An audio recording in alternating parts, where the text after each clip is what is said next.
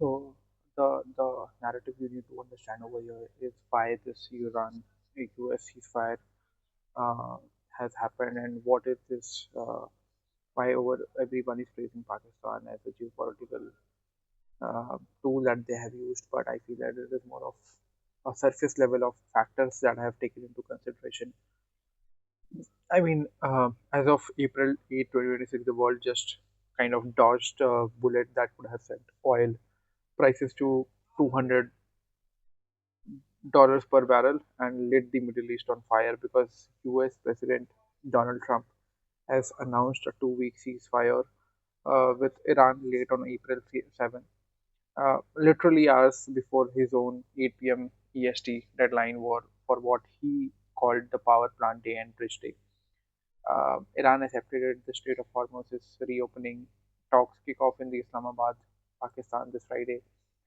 Markets are popping because of oil has got down by 15%. Stocks have been rallying up to here and there, but behind the headlines, there is a fragile pause in a 39-day war that has, you know, started with the U.S.-Israel strikes in the Iran in Feb. So let's break it down. First of all, what how do we have got to here such thing? Because if I put up a context to this, because this did not drop out of nowhere. Since February 2026, the US and the Israel launched the coordinated strikes on Iranian targets, the nuclear sites, military infrastructures, petrochemical plants. Iran kind of hit back hard, and what they they did what they could have done best. They missiled into the Gulf, closing the Strait of Hormuz, that narrow choke point carrying about 20% of the global oil, and the shipping got halted. Oil prices got spiked. The Trump then again threatened devastating retaliation if the strait state stayed shut for long. So even floating hitting civilian, adjacent targets, drawing global backlash, including from the Poplio 14, calling it unacceptable. So by early April, both sides were exhausted. The Iran's economy was bleeding technically, and U.S. domestic pressure mounted to another level. Uh, Israel kept, pounding back. They enter the back channel talks. So, so, so the timeline of the ceasefire, what happened step by step, is that April 67, Pakistan floats a two-phase proposal, which says that immediate ceasefire plus Hormuz reopening, followed by a 15-20 days of for a full deal. So Pakistani PM Shehbaz Sharif and Army Chief Field Marshal Asim Munir are on the phone non-stop with the US VP JD Vance, the envoy Steve Witkoff, and the Iranian Foreign Minister Abbas Araghchi.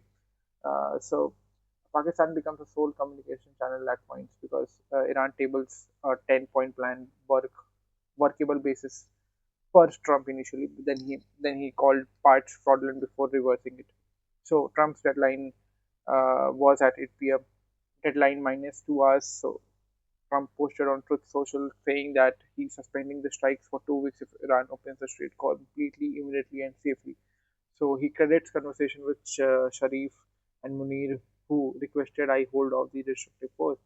Pakistan Sharif, announces it first on X, immediate ceasefire everywhere, including Lebanon, and then Iran confirms it, saying that the attack has halted if the US Israel has stopped. So negotiations has to be taken in Islamabad Friday. Hours later, reports of stray missiles in Gulf Arab states showing how fragile this was because U.S. Defense Secretary Peter Hegseth and Joint Chief Chair Dan Kin, he briefed that Iran begged for this and we achieved overwhelming victory, but we remain ready. Both sides claim that they won, which is ironically classic. So the key terms that is crystal over here is that this is a 2-week pause, extendable if talks get progressed. Iran reopens the Strait of Hormuz for safe shipping. U.S. Israel hit halted all the attacks on the Iranian soil. The broader talks on the Iran's 10-point plan likely include sanctions, relief, nuclear issues, and regional de-escalation. Covers the Lebanon or the Hezbollah angle and elsewhere. So, so the market has got time to breathe. Oil will be crashing it. There will be a global relief. Uh, I mean, I feel that these uh, uh, um, I mean, this geopolitically, this ceasefire happened because of raw power and mutual self-interest collided, not because one country waved a magic wand. Uh, because I feel that Trump's deadline created a leverage after weeks of strike, after the Operation Epic Fury per Pentagon. Iran was hunting, Iran was hurting a lot, and Trump got a face-saving exit without full-scale invasion or civilizational ending escalation. He did hyped all of this, of course. So domestic politics, oil price panic, and global condemnation played a very huge role. I feel Iran has technically survived the initial barrage. They have kept some deterrence, but economy plus trade closure was unsustainable long term. In long term, reopening of the buys, breathing room, and negotiation leverage. Israel quietly were on the boards per reports, but still bombing until the wire. They they get a pause without looking weak. So kind of uh, uh, the narrative which has been built that Pakistan as a savior broker is a fool's paradise because this is the spicy part as well. You see that, and I'm countering this with hard, with cold logics and geopolitics because social media, Pakistani outlets, and even some international voices are gushing, saying that Pakistanis have saved the world and Sharif and Munir, the unsung heroes. Islamabad diplomacy masterclass, uh, etc. But you see that Pakistan was a convenient messenger, yeah, and not the architect. And there is a difference between a convenient messenger and the architect of the diplomatic channel. They had the phone lines open because of geography, because they had borders with Iran. History says that U.S. military aid ties are there.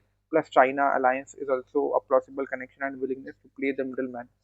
The proposal was a two-stage framework that is solid and sure, but it is built on existing momentum which was already there. Iran's 10-point plan and the Trump's deadline pressure and China's quiet back-to-back, channel nudges. I feel that boomerang sources have confirmed that China played a role too. So if Pakistan amplifies signals, it technically didn't create the deal that they claimed otherwise is like crediting the postman for the love letter which was already there. So second, I feel that the geopolitical angle here is that this was 100% self-interest for Islamabad, and that is fine. But you don't have to mythologize it, uh, mythologize it because uh, Pakistan gets a massive diplomatic PR boost, potential US aid sweeteners and host talks. There is a prestige plus possible economic perks that Pakistan is leveraging from this whole deal. They avoid refugee slash spillover chaos on their border, but Pakistan's economy is very shaky as for now, and there is an internal politics mess which is going on, and they are balancing China, CPEC partner, and US ties all together. So mediating here serves their survival strategy, and there is a classical strategic depth playbook they have run in Afghanistan too, praising them as selfless peacemakers and ignores that every actor, US, Iran, China, Gulf states had bigger stick and carrots to let these postmen to deliver the message. So it's not Pakistan saved peace; it is Pakistan position itself to gain from de-escalation everyone wanted. So uh, again, the third logical counter to this narrative is that there is an overpraising creates a dangerous illusions and distracts from the real power realities. You see that superpowers like US military plus economic leverage and regional heavyweights like Iran's resilience and plus proxies that they have created technically dictate the outcomes in such war. Small to mid powers like Pakistan facilitate when it suits the big dogs. So he's like puppet to all these dogs. History is littered with hero mediators who got credit until the next crisis became. Remember the Oslo, the Camp David. Uh, so these are the examples. Elevating Pakistan here, technically fuels their domestic propaganda in Islamabad. I mean, great for Sharif and Munir optics, but it technically fools the outsiders who are thinking and shouting on Twitter and every social media platform into thinking that this fragile two-week pause is a Pakistan's victory. I mean, the reality is that the trust deficit is massive. One missile barrage and whole things collapses. So the deal sticks technically or doesn't because the US Iran calculate the cost benefit. not because of the Pakistani charm. Uh, the geopolitical angle is that it downplays the China's shadow role and ignores the Pakistan's limitation. Bloomerang and others, have noted that China's quite involvement in this whole situation because Pakistan is being the Beijing's closest ally, and this smells like a proxy diplomacy. Praising Pakistan alone, airbrushes the China's influence. Plus, Pakistan has a nuclear weapons and India tensions. They are not neutral Switzerland over here, so they have skin in every South Asian game. Overhyping this risk will technically inflating the expectation for future Pakistan uh, narratives when their track record in sustained mediation is, I mean, mixed at best. So bottom line, it is fool's paradise because it is substituting feel good storytelling for hard analysis, and the ceasefire is real progress.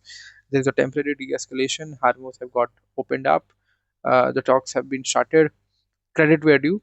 I mean, Sharif and Munir kept the channels alive, but pretending Pakistan single-handedly prevented the Armageddon uh, uh, ignores the US leverage, Iranian pragmatism, economic panic, and the great power chess.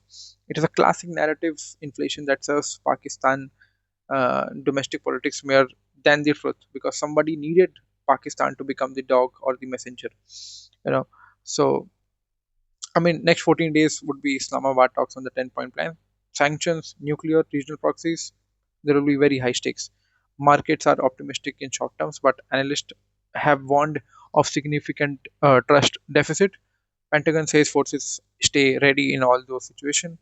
This could lead to be a broader deal or just a breather before the round two because either way the war exposed the vulnerabilities, the energy security escalation ladder is proxy fatigue, so oil tankers, so there it is, the full research breakdown. You see, the ceasefire happened because pressure met pragmatism. Pakistan wanted it to become, and they needed some, uh, the the cycle wala postman to go and chip this in. So yeah, let's see how it goes in the longer term.